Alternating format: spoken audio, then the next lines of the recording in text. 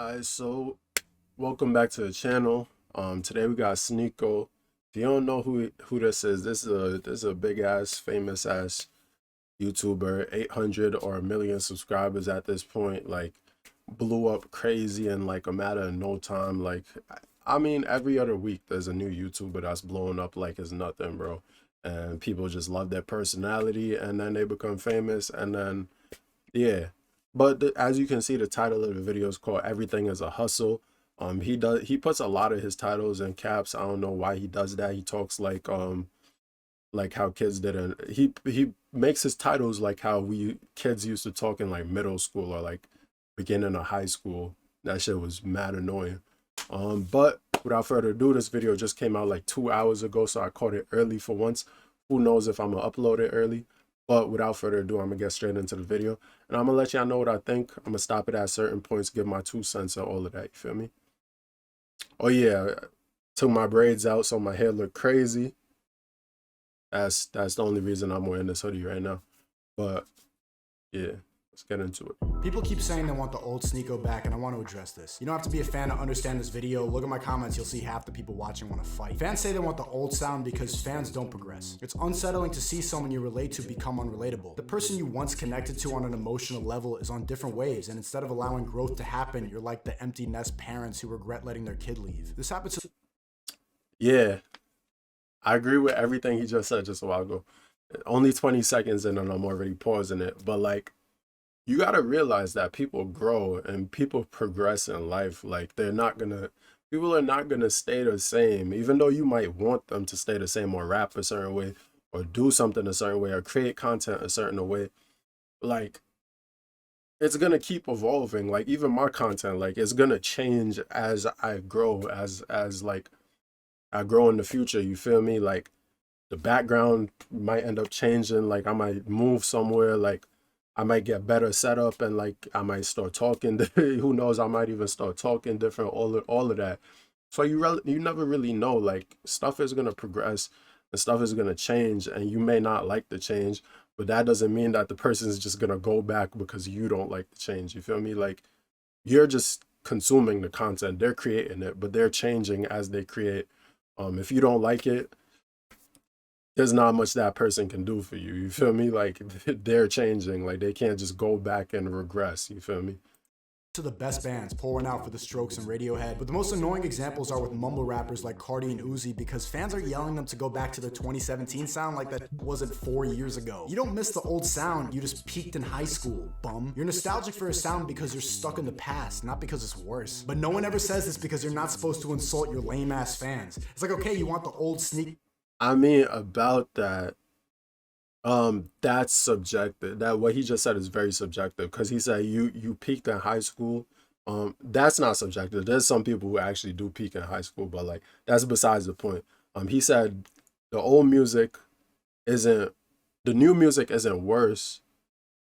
It may be better than the old music or something like that. That's what he basically said. He's basically saying that the new music isn't worse. I don't know if that's necessarily true. That's very debatable, whether Lil Uzi or Playboi Carti's old music was better than their new music. So that's very much up to debate. Like, so what he said right there, I don't really necessarily agree with. I still personally, I still think, actually no, I'm not even gonna say my point on this. Like, P's and Q's, come on now. That's easily one of Lil Uzi Vert's best songs, regardless of if you think his newer shit is better. Like, that's what blew him up. That's easily one of his best songs. If anyone like, people don't really play that no more, but if anyone played it right now in front of my face, I would be like, this shit is still heat. You feel me? Go back, but you've had the same anime profile pictures since the Obama years. Who's really at fault here? I guess my relatability is shifting away from the core audience because I'm starting to find financial security and a clear direction. That clear direction being absolutely nowhere. I just do whatever I want every day. But I can't be the same angry kid in his mom's house forever just because you are. The most relatable content to YouTube how's that a videos that clear would direction? actually sit down and listen to an average dude talk for 10 minutes is motivational videos. You want to watch videos that validate your loneliness and procrastination. I used to like this dude Matt Diavella's videos, but he figured that shit out, so he's been talking about cold showers and coffee for 3 years now. It gets old, but it works. The audience will never run out. The truth is, motivational videos are lame as hell. Except when you're really down bad, Joe Rogan calling you a bitch over the Inception soundtrack is bars, but at any other point, it's hilarious. And look, now I'm talking and it's not matching up with my voice. Isn't that pretty blah, blah, blah? Actually, you wanna hear every motivational video condenses to 2 seconds so you never have to click on one again? Just do it! That's it. Now fuck off. They even call me materialistic now as if it's this dirty word. Listen, you can't just drop acid and talk about life under the stars forever. And you gotta get your money up at some point. And don't take this as a rich guy talking down to you. I literally lost half my life savings in a GameStop meme. I'm just like you. This was a recent revelation for me because I really thought I could just look at the ocean and talk about deep stuff forever. But this YouTuber Phantom showed me how YouTube is. Just know that you losing half your life savings in GameStop probably made someone else mad bread. So, you know, gotta clap it up for that. You made someone bread just now. You know, good looks. But you know, you're famous on YouTube. You'll be fine. No, I feel like that's mad disrespectful to say. And that might be like kind of out of touch to say that, but like he's probably gonna be fine. I'm not even gonna hold you. Like, I don't care what no one says. He's probably gonna be fine. You feel me? He's got like 1 million subscribers. He's good. Trust me. Trust me. And he got the Patreon gang going crazy. He's fine. Trust me. But yeah, no, you gotta change. You can't just keep, and materialism. My thoughts on that is like, you can't get caught up into it. Like, you feel me? Like I've said in my purpose of life video, maybe I'll link it in this video, but like in life, everything is a balance. You feel me? That's mad corny, but like it's really a balance. Like you gotta have balance. So you have too much of anything it'll mess you up, bro. Like that's why in stocks people talk about diversify your stocks, because you put all your money in one stock. Like he did with GameStop. He put mad of his life savings in GameStop. If he was diversified, that tanking wouldn't have hurt him as much, you feel me? But he had all his money in one. You put all your eggs in one basket, is gonna mess you up. You too prideful, you have too much pride, is gonna mess you up. You too envious, is gonna mess you up. You have too much lust, you're gonna be trying to smash every other day of the week. That's why you see niggas that's always trying to smash, but they don't have a job, or they're bums, you feel me? So too much of anything is gonna screw you over in the long run. Too much money, yeah, you'll be fine money-wise, but that's why you have all these famous people who have all this bread, but they're mad depressed, you feel me? Or whatever. Like, you got to be content with what you have. And you could, even if you're content, you could still be ambitious and keep going, reach further heights. But that contentness with what you have now, that'll help you. That'll really help you. Like me, for example, like I'm really content with what I have now, but that doesn't mean I'm not gonna work to try and better myself. You feel me?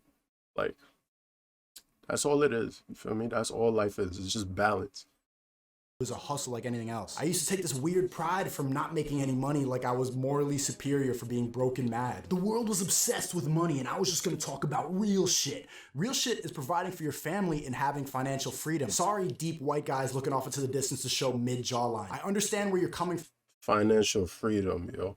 That's my main goal. That's one of my main goals. I have multiple goals, you feel me? I'm not one track minded, I'm multi-dimensional, you feel me?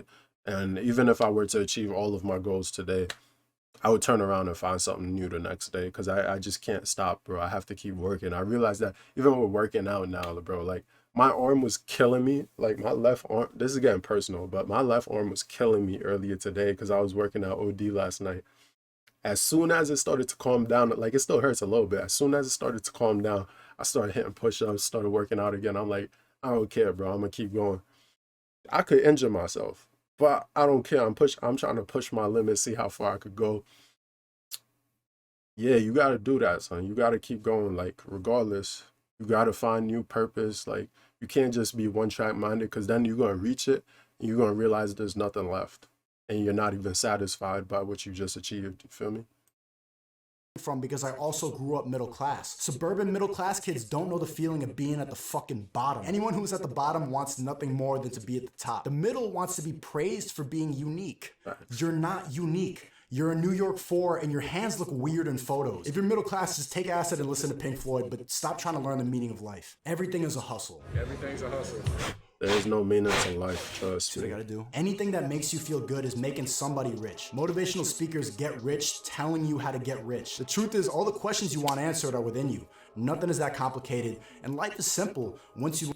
Wow, it's like he watched my video and is quoting me word for word now. But no, everyone knows this, bro. It's kind of common sense once you just talk to yourself and once you, if you're introspective in the least, bro. I say that I've said this so many times. If you're introspective in the least and you've sat down and talked to yourself, talked to someone else about life, talk to yourself about life, you know you have the answers. You know what you need. You know what you want. You know what's good for you. You just, if you don't notice, you just haven't sat with yourself and talked to yourself seriously. That's all it is, really. Learn how to ignore the distractions. I really think I'm growing and becoming the person I want to be, even though my fans and my parents think I'm getting dumber. I am dumber, but I'm a lot happier. I'm not thinking as introspectively and questioning reality all the time like I was at 16. I spend way more time now with the simple pleasures, drugs, women, shiny shit. Back You see, that's growth. That's real growth right there. Seems like I used to think he used to think like me, and like I was saying, he used to think like me in the past when I was younger, and now I'm seeing his growth, and it's just reminding me of myself too. Except I wasn't famous on YouTube. That's the only problem. But so his growth is definitely a little bit different still, because he went down a completely different path than me. I'm still not. I'm definitely not as successful as him. Although I did finish college. Like he didn't finish college. I finished college, got a decent job or whatever. But he's still more successful than me in terms of like YouTube. 1 million subscribers. Who knows how much money he's getting a month? Probably more than my full-time job. You feel me? then, I was having an existential crisis every week, but you always come out with the same answer. And even though people may think you're really deep and smart, you're just making yourself depressed. Because the reality of the world is covered in evil, and anyone who spends too much time trying to uncover it and tell people is miserable. The Almonte Films was one of my favorite YouTubers for doing this, but now they're battling demons instead of balling in a mansion like they should be. Hemingway killed himself, Kurt Cobain, Bourdain, Camus from a car, Patrice from a donut. What I'm trying to say is, truth tellers have fans that love them, but they live unhappy, incomplete lives. I figured this out way too young because now I self-sabotage on a weekly basis because it's funny. Bro, you gotta move on past that. It's a lack of like growth in yourself to be stuck in that cage. Like, yes, it's fun. You know what it is to talk about the problems of the world and the evil and why stuff happens. It's fun to talk about, but you can't really do anything about it. You're one person. There's not much you can do about it yourself. It would take a collective, a group. You can't do any. You can talk about it, and it's just gonna lead you down a path to no answers. You feel me? Like no answers to nothing. Like you're always gonna come to the same conclusion that you don't know why it is the way it is. You wish it was different, and maybe you do find a conclusion to change it, but you by yourself can't do it. You feel me? Like you would need a collective, a group. You would need the elites to change stuff. You would need a lot of stuff to change to fix it. So you thinking about it and talking about it makes absolutely no difference, and you're just gonna make yourself depressed. You feel me? It's like it's a pointless like dead end. Like you could talk about it all day, and it's fun to talk about, but it's just a dead end. You feel me? Impulsively destroy whole relationships to keep myself grounded or whatever. They say it's a symptom of ADHD, but who cares? Everything about me is ADHD. I'm getting off topic. Let me get to my last point before you get bored. I've really learned the value of speaking from experience. That's the best advice for anyone who wants to create for a living. Speak from experience and you never have to write shit. That's why the best artists came from a humbling past. Yeah, I don't like writing unfortunately shit. gives you the tools to fully express yourself. Just The come on fans here and talk. subconsciously connect with authenticity. That's how you get the phrase, what is real will prosper. Hip hop is at this weird point where rich people stay street to have music material. Lil Durk, for example, is at the top of the rap game right now, even though he's been rapping rapper since 2010 because of all the death and controversy surrounding his name. He's been rich and successful for mad long, but now he's the voice of the streets even as a multi-millionaire. It's a paradox how you find more success by avoiding it. But what would art be without pain? What do you speak about without any experience? Patrice O'Neal has been dead 10 years and still remains the best stand-up comedian ever. It's probably partially because we romanticize dead people, but at the same time, an artist who puts his art before his life can't compare to anyone. Patrice had diabetes his whole life, and instead of treating it, he accepted mortality and put that pain in his jokes. On stage, he truly did not give a fuck about anything.